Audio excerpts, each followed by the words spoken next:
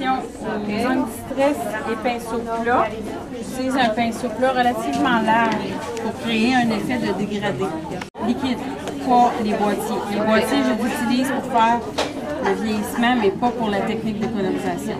Ça se fait, mais je ne l'utilise pas. Là, je prends des couleurs très pétantes, le H Mahogany et Burn Door. D'ici, on dirait que tu n'as absolument rien dans ton... D'ici, on voit pas les gouttes.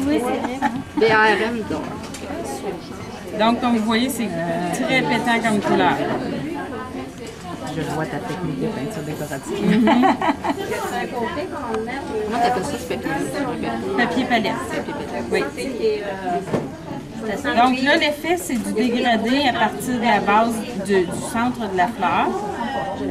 Je mets de la couleur sur un côté, l'autre côté il est complètement transparent, il n'y a rien. Et l'effet que je fais quand je fais ça ici, j'étends un peu l'encre, elle s'étale tranquillement sur les soies, ça crée un dégradé de couleur dedans. C'est pour ça que ça peut faire l'effet de dégradé quand on l'applique. Donc là, je pars à la base, comme ça. On pourrait le faire la couleur qu'on veut, l'intensité qu'on veut, beaucoup plus que ça même à la limite.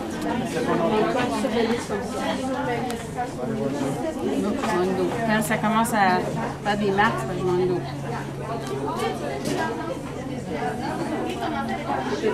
Donc, je suis là, un petit peu encore.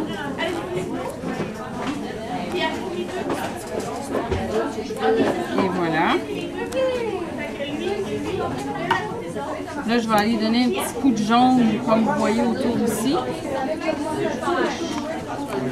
Juste pour créer un contraste avec le rouge. Quelle couleur? C'est Scattered Straw. Puis là, puisque après, on va mettre le Vintage Photo qui est quand même très brun-jaune, je peux mettre mon jaune très vif, ça ne dérange pas, parce qu'il va être atténué par la force des choses avec l'encre.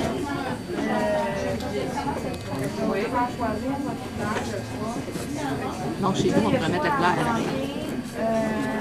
Oui, à la limite, oui. Mais idéalement, si vous pouvez le mettre avant, c'est mieux. Oui. Je vais mettre une dernière petite touche de vert. Puis une goutte de distress liquide, ça fait beaucoup de travail. Beaucoup. Le vert, c'est quel vert? Forest Moss. C'est qu'une bouteille, à cette vitesse-là, une bouteille. Ça dure. Mais tu sers de réancrage. Ça dure une éternité. Moi, j'allais dire, tu mets ça Mais dans moi, ton testament. j'ai rien que le Vintage Photo dans celui-là. Tout le reste, j'ai en liquide seulement. J'utilise pas du tout le boîtier. OK, donc ça donne ça. Je vais aller le vieillir. Après ça, vous pourrez le faire. Juste une Oui, oui. Et terminé, c'est ce que ça donne. Merci. On glisse l'éponge dessus. On peut aller chercher de l'intensité, il n'y a pas de problème. On étend un peu l'encre sur l'éponge et on commence, mais sans mettre aucune pression. On glisse tout le tour. Toujours les mouvements circulaires. Le mouvement circulaire permet d'avoir... d'empêcher d'avoir des marques. Ça fait beaucoup plus lisse, plus fondu en fait. Et là, je peux aller plus vers le centre, mais toujours, je pèse pas sur mon éponge, je fais juste la glisser dessus, un peu comme si elle effleure la surface.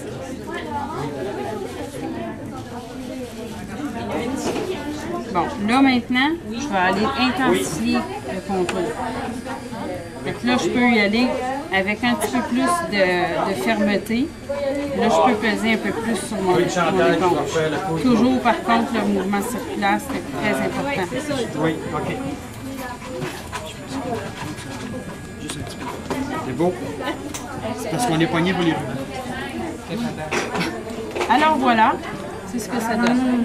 Montre ça ici, s'il te plaît. Aussi. Et voilà. Bon, ça.